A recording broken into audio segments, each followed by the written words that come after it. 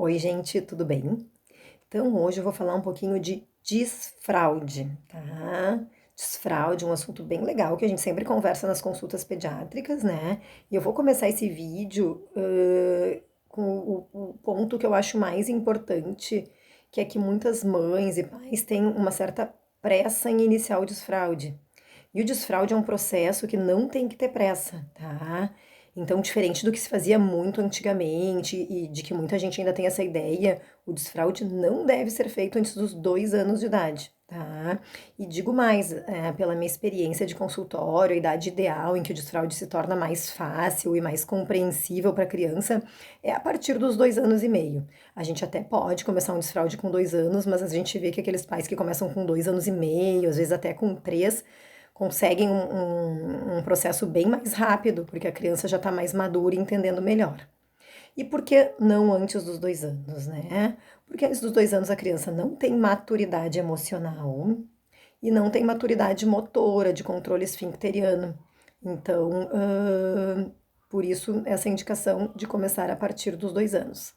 Claro que sempre tem exceções. Às vezes tem uma criança que está com 1 ano e 10 meses, tem dois irmãos mais velhos, que ela já vem indo no banheiro, indo no vaso, indo no pinico a vida toda. Bom, daqui a pouco aquela criança pode ser que comece um pouquinho antes e tenha sucesso.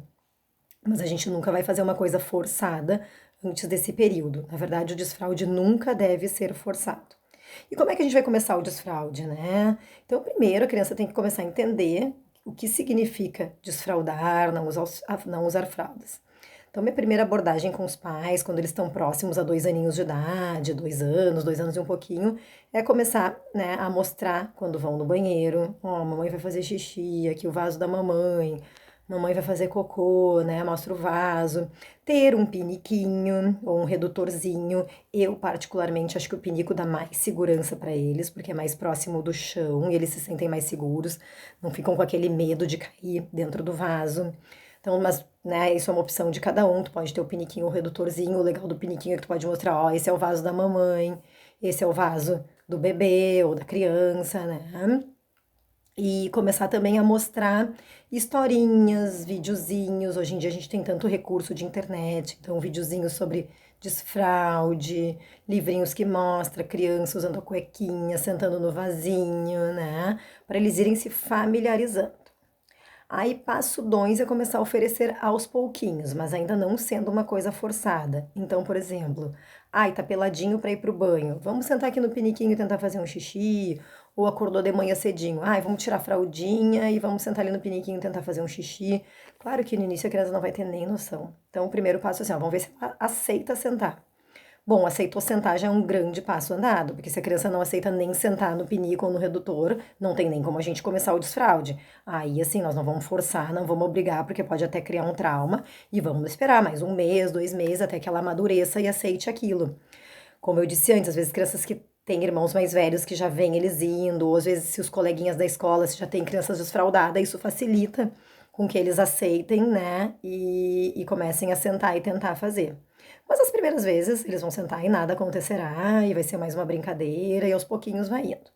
Conforme a criança começar a entender, ou a partir do momento, não, acho que decidi tentar, aí realmente a gente tira. Outra coisa antes disso, assim, né, já comprar cuequinhas, calcinhas e mostrando pra eles, né, pra eles também irem se estimulando. Aí no momento que decidirmos então começar de fato, que eu acho que é ali pelos 2 anos e 2, 2 anos e 3, não antes disso, a gente pode conversar com eles na noite anterior e aí quando acordar, né, ó, conforme conversamos ontem, hoje então vamos começar a tentar ficar sem fraldinha. Tira a fraldinha noturna, senta no vasinho, tenta fazer.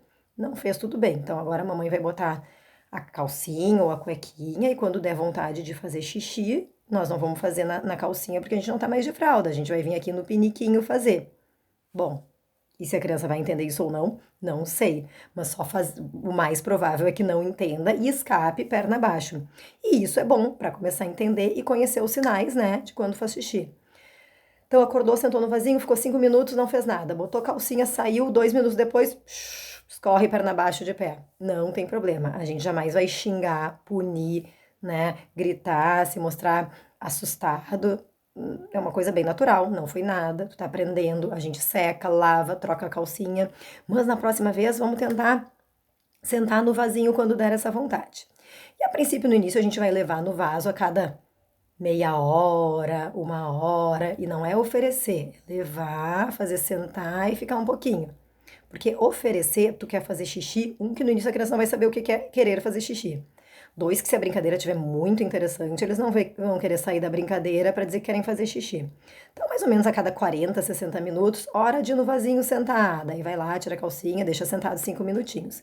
E pode ser que a gente fique 2, 3, 4 dias assim e não dê muito certo. Não caia nada dentro do vaso e vai se levantar e cair tudo perna abaixo. Aí a gente vai do ritmo de cada criança, mas em geral, quando eles acertam a primeira, segunda vez que eles pegam a manha, a coisa começa a ficar bem mais fácil e aí o desfraude deslancha, tá? Por outro lado, tentei, tô uma semana tentando, estão todos os meus sofás molhados, tapete, nada deu certo. Talvez teu filho não esteja maduro ainda. Então não tem problema, vamos conversar, ó, tu ainda é pequenininho, não vejo problema em sendo tudo bem conversado, não digo nem regredir, né? Porque na verdade nem conseguimos desfraudar. Então, assim, não deu certo, vamos tentar mês que vem de novo. Volta a fraldinha, tudo bem, tu ainda é pequenininho, daqui a pouco, né? Mais um tempo, tu avisa a mamãe e a gente tenta de novo. Porque também ficar escapando 3, 4 meses é porque aquela criança não tá pronta e aí isso vai criar um trauma muito maior do que daqui a pouco voltar uma fraldinha e esperar a criança amadurecer um pouquinho, tá? Outra coisa importante que, assim, antigamente, assim, uma vez que tirou a fralda, tem que tirar e não voltar nunca mais. Eu discordo um pouquinho.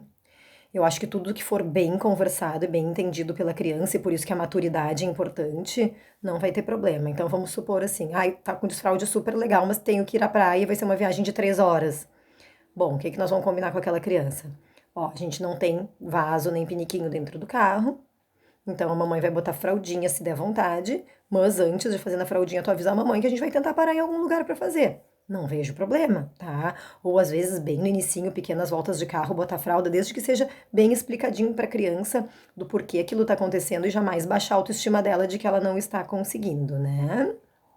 Ahn, Em relação ao cocô, em geral, é meio natural que engrene junto, acaba às vezes sendo até mais fácil, porque o cocô em geral é uma vez ao dia, em geral as crianças dão sinais quando querem fazer cocô. Uma pequena percentagem de crianças faz o cocô hum, na calcinha ou na cuequinha no início, tá? Que também ninguém vai xingar nem nada, aos pouquinhos nós vamos conversando para que aquilo vá, né, sendo direcionado ao vaso ou ao pinico. E algumas crianças se seguram e esperam ou pedem para os pais botarem a fralda, que não conseguem fazer o cocôzinho se não for na fralda. Também é uma coisa bem comum, tá? Que no início a gente pode até deixar, porque na verdade aquela criança que controla o cocô para fazer na fralda tem um bom controle. Ele só não tá conseguindo ainda relaxar e sentar no vaso para fazer. Então a gente pode dar um tempinho, um mês, 2, mas sempre conversando que o certo é fazer no vaso, né? Oferecendo que a criança tente, para que aos pouquinhos vá migrando, né? Desse cocô que é na fralda ou na calcinha para aprender a ir fazendo no vaso, tá? E em geral dá super certo. Em relação ao desfraude noturno, isso é muito variável de criança para criança. Tem criança que controla tão, que passa a controlar e segurar tão bem, que começa a amanhecer com a fraldinha noturna seca, e aí a gente pode tirar essa fraldinha, tá? Então, quais são os critérios para o desfraude noturno, já que de noite a gente não vai estar que nem de dia, né? Podendo levar toda hora, ficar cuidando dos sinais que quer fazer xixi. Então, o desfraude noturno, assim, a gente só tira quando a fraldinha amanhecer seca, né? Que é sinal que tá segurando a noite inteira. Ou se é uma criança que está sabendo pedir. Ah, quando ela dorme, chora, se agita, me chama e eu sei que é o xixi. Ninguém vai ficar acordando de 3 em 3 horas para levar a criança para fazer xixi de noite, que isso não é desfraude noturno. Desfraude noturno é a criança ter a capacidade de segurar seu xixi, tá? Eu sempre digo, quem pai que acorda a cada 2, 3 horas para levar a criança para fazer xixi de noite não desfraudou, só tirou a fralda, mas desfraudada a criança não tá, tá? Então, o noturno não tem essa pressa, ele pode esperar um pouquinho mais, tá? Enquanto o desfraude diurno, em geral, se dá entre 2 a 3 anos, o noturno tem uma margem de até 4 anos e meio, 5, tá? Então, ele pode ocorrer junto com o diurno, mas pode ser um pouquinho mais retardado, e isso não significa problema nenhum. Não tem pressa de tirar a fralda da criança de noite se ela ainda não tá sabendo controlar. E aí, então, assim, que problemas que vêm junto com o desfraude, né? Então, algumas coisas comuns são Crianças que seguram muito a urina, porque ficam com medo que escape, às vezes ficam assim 4, 5, 6 horas sem fazer xixi, com dor na barriguinha. Então, isso mostra uma imaturidade. Se a criança não tá conseguindo soltar e tá se segurando dessa maneira, talvez não seja a hora de tirar a fralda ainda. Crianças que fazem xixi muito seguido, também isso é uma coisa bem comum, e às vezes não é no início do desfraude, às vezes a criança já tem um bom controle, e daí daqui a pouco começa a fazer xixi toda hora, e os pais acham que é infecção urinária, e em geral não é, porque a infecção urinária dói, né? O principal sintoma de infecção urinária é dor e não ficar toda hora indo no banheiro sem dor nenhuma. E às vezes são crianças que de noite seguram bem, mas que de dia, quando estão mais conscientes, querem ir toda hora. Isso em geral é uma ansiedadezinha com medo do escape, então a gente tem que deixar eles bem tranquilos. Claro que a gente faz um exame de urina para descartar uma infecção, mas o exame de urina dando normal, a gente tem que deixar eles bem tranquilos, né? Que não tem nada, que eles estão saudáveis, que eles podem esperar um pouquinho mais, que não vai escapar. E então é uma coisa bem comum e quanto mais tranquilos eles vão ficando, esse sintoma passa. Temos a constipação também, né? Que daí é o cocô ficar duro, a criança segurar o cocô, ou por medo de fazer no vaso, ou por medo que escape, né, na calcinha. Então, às vezes, tem crianças que ficam 2, 3 dias sem fazer, daí com isso o cocô fica duro. Aí, por estar duro, acaba machucando e acaba levando a um trauminha. Então, muita atenção nisso, viu? Que a criança começou a segurar demais. Às vezes, a gente pode até dar alguma fibra, né? Alguma medicaçãozinha para ajudar esse cocô a ser mais molinho e fazer com que a criança faça todo dia, né? E em crianças às vezes que pedem para botar fraldinha, às vezes no início é melhor a gente botar a fraldinha do que eles ficarem segurando muito tempo e criar um trauma nesse sentido, tá? Uma coisa bem comum que vem junto também com desfraude, principalmente em meninas, é que a higiene passa a não ser tão, né, obsessiva e adequada como no tempo em que usava fraldinha, porque quando eles usam fraldinha a gente vai lá com lencinho, limpa bem, passa pomadinha de assadura, e quando eles começam a fazer xixizinho, a limpeza é com o papel higiênico, né? Às vezes ele segura, às vezes escapa um pouquinho. Então, às vezes acaba ficando, né, a perereca mais assada, mais sujinha, e isso pode levar a assadura, dor e até alguma secreçãozinha na pepeca, tá? Então, eu sempre digo assim, daí isso é só caprichar na higiene. Chegou em casa, dá um belo banho e bota uma pomadinha de assadura e vai pra escolinha no outro dia com pomadinha de assadura, que em 2, 3 dias provavelmente tá tudo bem. Tá? Então, nem sempre secreção na região vaginal significa infecção urinária. O mais comum é ser higiene mesmo, por a gente não estar fazendo mais tão frequente como na época em que usavam fraldinha. E depois podemos ter também infecções urinárias, por motivos de higiene, por criança que está segurando a urina demais, mas isso aí com o próprio exame de urina a gente consegue detectar e diagnosticar, né?